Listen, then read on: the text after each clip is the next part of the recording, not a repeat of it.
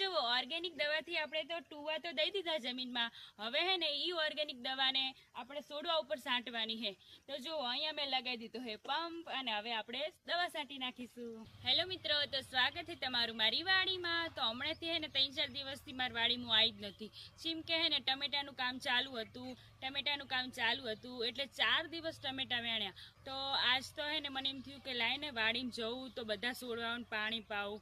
તો આજ તો હું આવી હું મારી વાડીમાં તો હું આવતી હતી દરરોજ, પણ હે ને સેવા નથી થતી બધે છોડવાઓની। તો આજ તો હું આવી હું 3-4 દિવસ પછી। તો મને એમ થયું હેણો કે બધું હે ને ખડ થયું હોય ને સોરી નાખું અને પાણી પી દઉં અને દવાઈ છાંટવાની। તો હેણો તમને આગળ બધું બતાવું।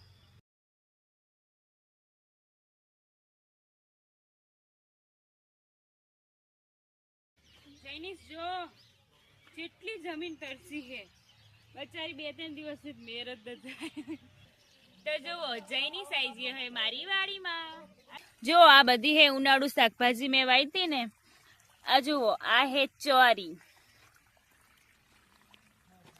આ જુઓ આ બધી હે ચોરી મેં 2 વખત દવા છાંટી પણ હે ને આ કુકડવા જતો નહીં। હવે આ 3જી વખત છાંટવાની છે આજ દવા। અને આ હે ભીંડા, જો આ બધા ભીંડા હે અને વચમાં હે ને મેથી નાખી હે મેં। તો જો ઉનાળુ શાકભાજી કરી હતી ને એમાં મેં અત્યારે પાણી ચાલુ કર્યું હે ને એટલે આ જો મેં હે ને ઓર્ગેનિક દવા બનાવી હતી ને એ નાખું, પછી એનું તમને રિઝલ્ટ આગળના વિડીયોમાં બતાવીશ। આને હે ને દવા તરીકે છાંટી હકાય ઉપર અને જમીનમાં આપી હકાય। તો અત્યારે હે ને હું જમીનમાં નાખું।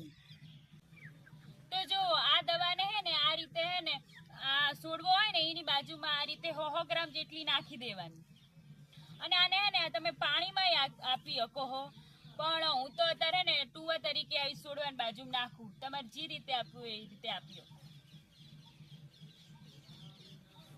તો જુઓ ઓર્ગેનિક દવાથી આપણે તો ટુવા તો દઈ દીધા જમીનમાં, હવે હે ને ઈ ઓર્ગેનિક દવાને આપણે છોડવા ઉપર છાંટવાની છે।